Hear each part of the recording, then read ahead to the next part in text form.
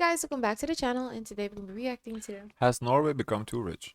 Most of 2025, this book, which translates to The Country That Became Too Rich, has topped Norway's non-fiction bestseller lists. While there's a pretty widespread consensus that Norway has managed its oil wealth better than basically any other resource-rich country, the book's author, former McKinsey director Martin Beck-Holter, argues that both the public and private sector have essentially become too reliant on this oil money, giving way to a decade of stagnation. So, in this video, we're going to look at the book's basic argument, some of the objections, and try our best to figure out whether Norway has actually become too rich. You know, I wish I had this problem of being too rich. Can I become too rich? What is this? Where the point where it becomes a problem? Well, no, there is this thing of maybe too rich if there's like a disparity of wealth. Like there's people. Oh, this no disparity. But I think Norway is kind of, we don't really see the disparity. I don't hear nothing about like there's like a large demographic of poor people in Norway. So I don't know if they have the wealth disparity as we do here. Each year, or who's funding our journalism? Well, we think in the description. The first chapter runs from 1905 until 1918, when Norway experienced an industrial boom, helped by massive foreign investment. According to historical data, Norway's industrial production grew by over 6% a year between 1905 and 1918, and Norway went from being the 16th richest country in the OECD to the 10th in terms of GDP per capita. The second chapter runs from 1918 until 1973. During this time, Holter claims that the Norwegian state became too overbearing, deterring further foreign investment and stunting entrepreneurship. This was in part a legacy of the First and Second World Wars, which required the government to play an unprecedented role in planning the war economies. But it was also because Norway suffered two acute economic crises in the early 20th century. First, in the mid-20s, when the Norwegian central bank hiked interest rates in a misguided attempt to restore the krone to its pre-World War I rate, and then the Great Depression in the late 20s. These crises were widely perceived as crises of capitalism, and dented Norway's faith in free markets. Norway thus maintained high taxes and strict price controls for most of the 20th century, and adopted an unorthodox policy of super low interest rates, which gave way to chronic inflation. By 1973, just before the first oil crisis struck, Norway had the fourth lowest GDP per capita in the OECD, ahead of just Turkey, Ireland, Spain, and Portugal. The third chapter runs from 1973 until 1991. During this time, two things happened. First, Norway's oil boom really kicked off. The oil sector went from nothing in 1975 to accounting for over 15% of GDP and 20% of tax revenues a decade later. So these revenues were incredibly well managed by Norway's... We haven't had hardships, per se. Well, you know, the recessions is the same like the rest of the world. The Great Depression, I'm sure, like in the Great Recession in 2008, it got hit, yeah, but... But what does it look like for them, I wonder? Sovereign Wealth Fund, which invested heavily in foreign assets. Not only did the return of these investments create a new source of revenue going forward, buying foreign assets also pushed down the value of the Norwegian krone, allowing Norway's other export-oriented industries to stay competitive. The second thing that happened is that, like many other Western countries at the time, Norway moved right on economic issues. This process began in the 80s and 90s, when the Norwegian state privatised certain industries, improved the independence of the central bank, introduced a new competitive authority, liberalised its trading rules, and reformed its tax and banking systems. During this time, the oil boom pushed Norway up the OECD rankings, but Norway's non-oil economy didn't actually improve all that much. The fourth chapter runs from 1990 until 2013. According to Beck-Holter, this is when these pro-market reforms we just mentioned start paying dividends. Obviously, Norway's oil economy was booming, but the key point Beck-Holter wants to make here is that actually Norway's non-oil economy also performed incredibly well in this period. Even if you exclude the oil economy, in 2013, Norway still had the third highest GDP per capita in the OECD, behind only Luxembourg and Switzerland. Norway even had a higher GDP per capita than the US, despite the fact that Norwegians worked about 20% fewer hours. The fifth chapter, however, runs from 2013 until today. According to Beck-Holter, 2013 was essentially the peak, and Norway has been going downhill since. Outside the oil economy, productivity has stagnated. Real wage growth fell to just 0.2% a year, compared to 3% a year between 1990 and 2013. That's low. Weak exports, a lack of foreign investment, and persistent inflation have pushed down the krone by an astonishing 50% since 2013. And countries like Denmark, the Netherlands, and Iceland have essentially caught up in terms of GDP per capita. Beck-Holter essentially blames this stagnation on an overdependence on Norway's oil wealth. He claims, for instance, that Norwegian households take out unsustainable amounts of debt because they know the oil fund can always bail them out at the end of the day, which is why their debt-to-income ratio stands at 220%, the highest in Wow. the OECD. So, are they rich or are they fake rich? We've seen that before when they have money but they don't pay the debt. They basically fake it till you make it? I'm confused. Why they have so much debt? Maybe a project they're working on. Or project they're No, working no, on. but these are, I thought, individuals.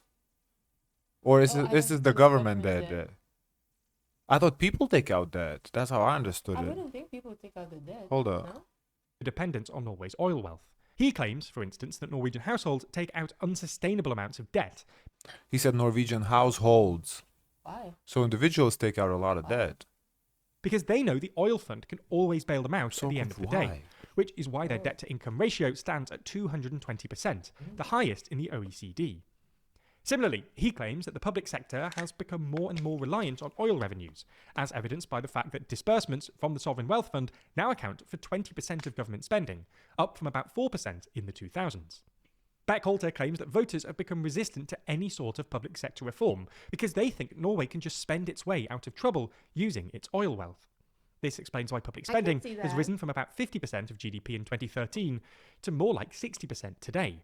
But this hasn't led to better outcomes. For instance, in the 2010s, the number of health personnel increased in Norway but decreased in Denmark. But Danish health outcomes improved far more than Norwegian ones. Similarly, while Norway spends about 50% more on education than the OECD average, Norwegian schoolchildren actually underperform the OECD average on PISA tests. Finally, Wow. Beck-Holter claims too much of this public money is spent on welfare or industrial subsidies, which discourage productive work and shield unprofitable companies from foreign competition.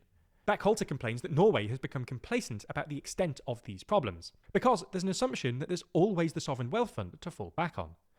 Unsurprisingly, the book is That's an interesting perspective. So it seems like people are like too chill about working, not as productive as they should be, which is, kind of you see that in Europe that productivity is not as important as like a work-life Work-life balance, right?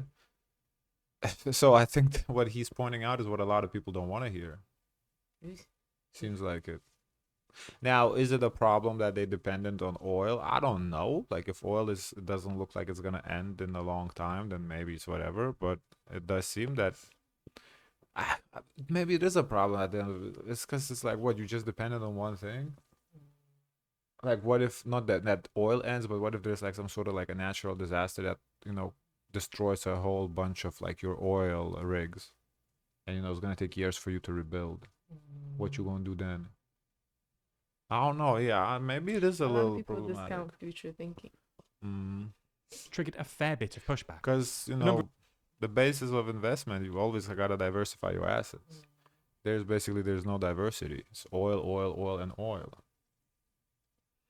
With Norwegian academics and officials have questioned the data Beck-Holter uses, especially his use of GDP statistics from the Madison Project instead of official Norwegian data, which shows a far less dramatic slowdown between the fourth and fifth chapter. Many on the left see Beck-Holter's book, So what, they're cooking books? Is that what he's saying? which essentially calls for cuts to public spending and more pro-business regulations, as just another right-wing manifesto dressed up as apolitical research.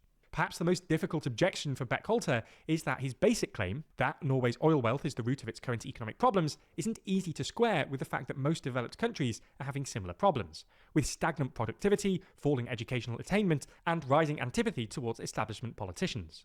Nonetheless, the fact that the book has attracted so much interest inside Norway suggests it's tapped into a relatively widespread sentiment in the country, and that, even if Norwegians don't think of themselves as too rich, they're still not wholly satisfied with the direction the country's going in, and there's a sense that Norway's political class should be doing better with the money it's got.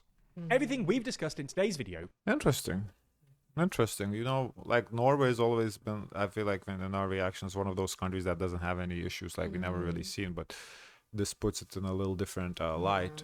Interesting to see that. One of the highest happiness. Yeah, like countries too, like, happiness, something to look at wealth, yeah, as a like model. content, yeah, like one of those countries that other countries are trying to model after. Obviously, they can because they don't have the oil, but Yeah. it's like I think there's no point. yeah. So I There's don't no know if point. Norway is something to be not modeled Yeah. after, because that's like a very unique. Only few countries like Saudi Arabia, Emirates can, compare in terms of that, but. Can you Diff- see the comments? yeah, puts it in different perspective. This is interesting because, yeah, as I said, we don't really hear about many problems in Norway. So this is interesting. Issue about this book is that the author fundamentally does not actually know how the Norwegian state uses the oil fund. For example, saying that the oil fund accounts for 20% of budget, whilst failing to point out that this is used as a proactive padding and that Norway runs a budget surplus, meaning it goes unused. Okay. That's interesting. As a Norwegian, the goal of the government is to improve the lives of the people. In that regard, GDP per capita is a meaningless measure, as it says that in UAE or the US are great to live in. We have a safety net, meaning I'm not afraid of going bankrupt anytime I'm hurt. I'm not afraid of taking an education that I prefer, and I'm not scared of living fulfilled life. Yeah, actually, that sounds pretty good. His world is a world of sad office employees who pay low tax but even have a lower standard of living. I don't know. Norway still looks Huh. appealing. So That's so interesting. Norwegians are coming out basically dismissing this. Yeah. They're saying, nah. Life is good. How Yeah. about yours? Okay, What do well, yours look well, like? there you go. There you go. So I guess this is just a Uh-huh. propaganda then. Um, Interesting. I don't know how to feel about this. It's like I like complaining about rich people problems, I guess. Oh, you definitely. don't, This is you're not diversified enough. You need to this work is a little this harder. is rich people's problems for sure. Yeah. I would say, try to diversify a little bit to kind of stay away. It's not a But bad they're like, thing. they're like, why? It's Life not a is bad. good. Yeah, but They're content. it's they are. I mean, Like, I feel like if they put in more effort, then it takes away from their contentment, and that's not what they're about. you're right, but it's and I think that's the reason why I never can be content. That's to me is unattainable because I always think of what if. Like always try to think out of all the possible Yeah, scenarios. but do you hear them? They say And they I good. They got padding. They have like Yeah, reserves. but Like if it's okay, if they get hurt, they say it's okay. They got it. They have like a system set up. There's no worries. Like they don't have a system that's I not don't know. gonna catch them I when they still fall. think they should try to diversify a little bit. I'm not saying like, oh, this tragedy is right now. Oh my God, everybody put your head in the sand and pray. But invest a little bit maybe in like a tech sector or something. It's something else. I don't know, like tourism maybe. Like just have a little.